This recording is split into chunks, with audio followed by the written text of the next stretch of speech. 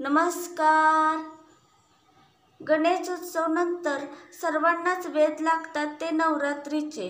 नवरात्र उत्सव म्हणजे व्रतवैकल्य करणाऱ्या भक्तांसाठी नवरात्र उत्सव व्रतवैकल्यासोबत एक वेगळा उत्सव असतो.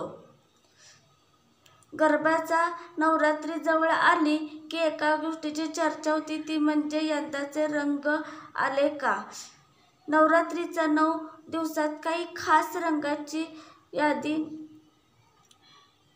नवरात्र व्रत करणाऱ्या आणि सर्वांचे लोकते रंग त्यांचे रंगाचे कपडे 9 दिवसात परिधान करतात. नवरात्रीच्या 9 दिवसात देवीच्या वेगवेगळ्या रूपांची पूजाही केली जाते.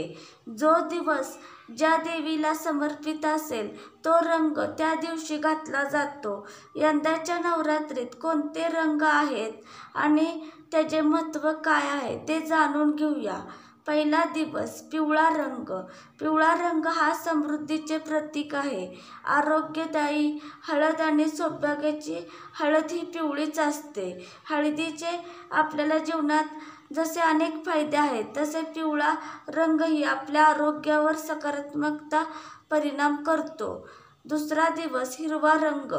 हिरवा हे निसर्गाचे प्रतीक आहे आणि वाढ, प्रजनन, शांतता आणि स्थिरतेची भावना निर्माण करते. तिसरा दिवस राखाडी रंग. राखाडी रंग संतुलित विचारसरणीचे प्रतीक आहे आणि व्यक्तीला व्यावहारिक आणि साधे होण्यासाठी प्रेरित करतो. चौथा दिवस नारंगी. केशरी रंग सकारात्मक ऊर्जेने मूर्त आहे आणि मनाला उत्साह ठेवतो. केशरी रंगाचे कपडे परिधान केल्याने, देवी नवदुर्गाची पूजा केल्याने ऊर्जा आणि आनंदाची भावना येते. पाचवा दिवस पांढरा रंग. पांढरा रंग हे शुद्धता आणि साधेपणाची समानार्थी आहे. देवाचे आशीर्वाद मिळवण्यासाठी सोमवारी पांढऱ्या रंगाचे कपडे घाला. सहावा दिवस लाल रंग. लाल रंग हा उत्साह आणि प्रेमाचे प्रतीक आहे, त्यामुळेच देवीला लाल रंगाचे कुंकू, चुनरी, साडी अर्पण केली जाते. सातवा दिवस निळा रंग. या रंग समृद्धी आणि शांतता दर्शवते. नवरात्र उत्सवात गडद निळ्या रंगाचा वापर केल्याने तुम्हाला सुख समृद्धी ही प्राप्त होईल.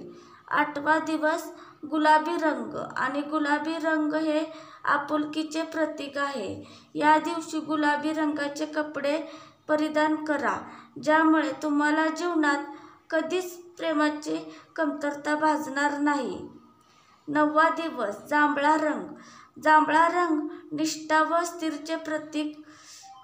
तुम्हाला जीवनाचा ध्येय हवे असेल तर जांभळ्या रंगाच्या कापडाची निवड करा. माझा व्हिडिओ आवडला असला तर लाईक व शेअर व कमेंट व सबस्क्राईब करा. धन्यवाद. श्री स्वामी समर्थ.